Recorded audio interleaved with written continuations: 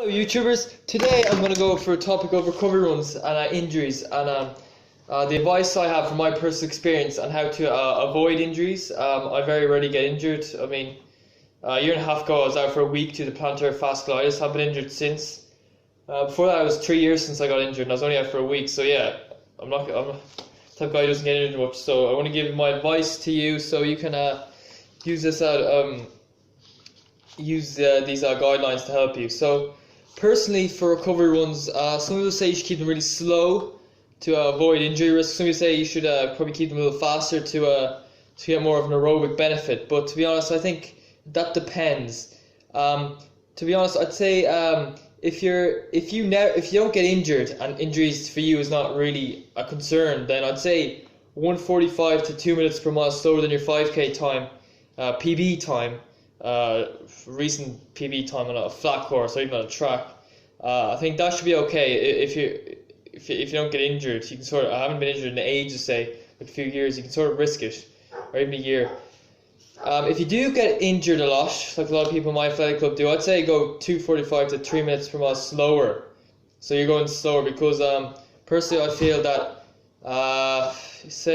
for me, if I was doing 8-minute mile pace, which would be about 3 minutes per mile slower than my 5k PB pace, then the pace is not really that stressful. I mean, 7-minute mile pace is easy, but it's somewhat stressful. If you're really worried about injury and you feel just staying injury free for a year it would be like an achievement, then yeah, that's a good thing to do. It's a bit boring, I know, like 8-minute mile pace, long runs at that pace can be a bit of a drag, and you might find it hard to find someone in your fitness levels to actually run at that pace with you. So you might try to find someone who's not as fit as you say, or some other guy who likes to do his recovery run slow. Cause it could be lonely. I know, because in my club they noticeably go off like 2 minutes per mile slower than their 5k PB time, or even faster than that. So I was thinking, if you have a club, they might, if they run every day, they probably have some days where they might go 8-minute mile pace. Try to run with them then. It can be lonely running at that pace if you don't have anyone to run with, because anyway, that's recovery runs. That's one thing. Or you could use a heart rate 140 to 150 beats per minute, and use a GPS watch like this one, which is getting recharged, just to get used to the pace. But don't be too reliant on it. Try to go by feel and learn to sort of run around that pace without the watch. So strength for weak spots via strength work or cross training. Yes. So if you've got to try to stretch it out or do some cross training, I'd say swimming is probably the best because it's really low impact and you're working like your whole body. Just try to get all the different muscle groups in. If you have an injured part of your body is actually injured, then try to avoid working that muscle too much, as it doesn't feel too bad. But honestly, see, this is good. But don't just cross train. If you want to improve as a runner, you need to actually run. So lower your mileage maybe, but don't cut it out completely, because you need your legs to move in that high impact situation.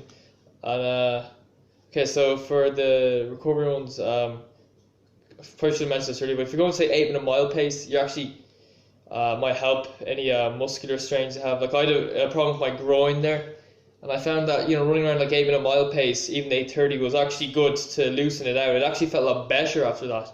So that's why they call it a recovery run. It actually helps you recover.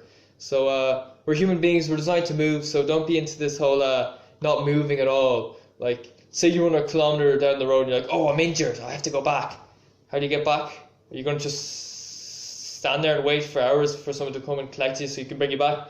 No, you're probably going to walk home that 1 kilometer back. If you can walk a kilometer, that means you can still move. Even if you can only walk. Try to push the pace a little bit. See what type of pace you can get away with running. I mean, if that's, say, 10-minute mile pace, then that's better than going off at 16-minute mile pace, if you know what I mean. 'Cause you don't be going too slow, so you're not going to get enough benefit from it. So once you go a year without injury, this is for the people who do get injured a lot, introduce steady runs or quicker, easy runs. Because I think if you can manage that, you can strengthen the muscles and all that. Then on the weak spots, then you should be able to go a bit quicker, because you'll probably be stronger then from not getting injured. 'Cause if you're getting injured, it makes you more likely to get injured again. It's like injuries don't really make you stronger. It's how avoiding injuries make you stronger. And so speed bigger killer than volume. Yeah, some people say, oh, it's all about the volume. It doesn't easy run. You can go whatever pace you want. The easy run. A 10-mile run is a 10-mile run. No, a 10-mile run is not necessarily a 10-mile run. It's pace. Like a 10-mile run at 6-minute mile pace is very different to a 10-mile run at 8-minute mile pace, because it's a lot less stressful. I mean, if you think about it, have you ever been injured walking? I'd say a lot more people get injured running than they do walking, because it's less impact because of the speed, lower impact. And you hear how many postmen who walk their rounds do you know who get injured, or who cycle them really slowly? Not many, even though they're probably not like elite athletes. They're going like 12, 15 miles a day, doing it at a very slow pace. Oh, that dog's annoying.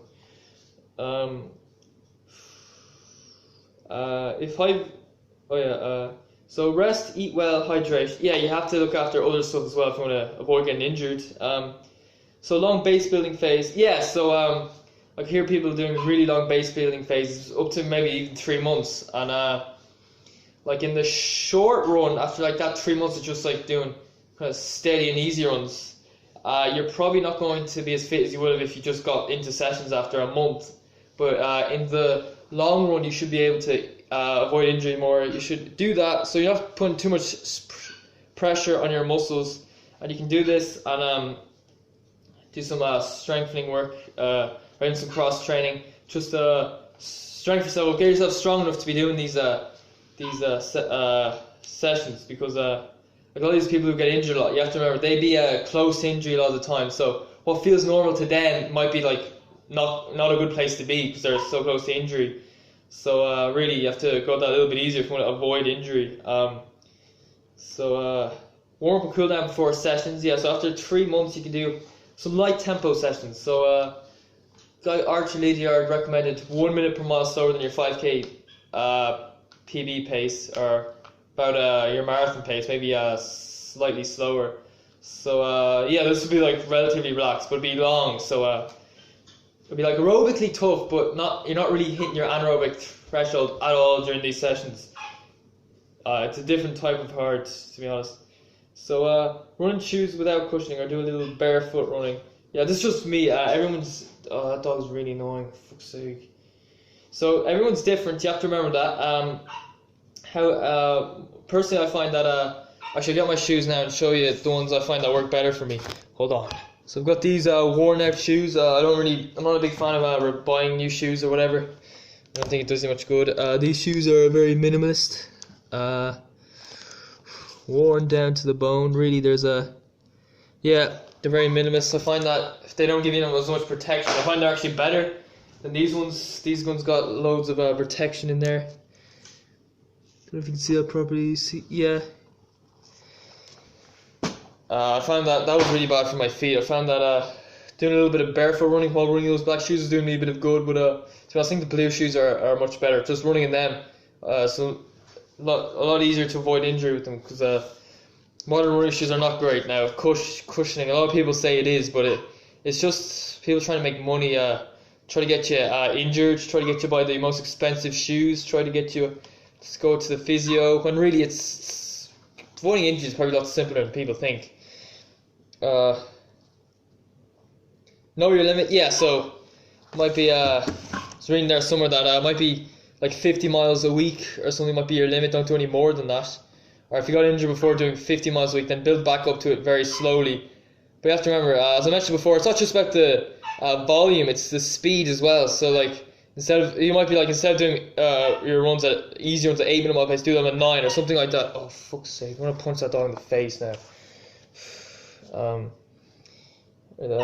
Increase mileage, it says no more than 10%, but that's a general guideline. It might even be that. You have to remember, everyone's different, so it could be a 3 to 5% increase, or it could be even keep doing the same mileage for like a month each week before you make any increases. It's just about being patient, just avoiding that injuries, because doing 20 miles a week for 2 months before you increase the mileage is not better than doing 20 miles 1 week, then a month later do 50, and then get badly injured. It's all about just keeping consistent, keep going. So Short and stride, that's supposed to help as well. In terms of surfaces, I would say people say the roads are really bad. I think I'm going to kick that dog in the face in a moment. Actually, we'll just get it.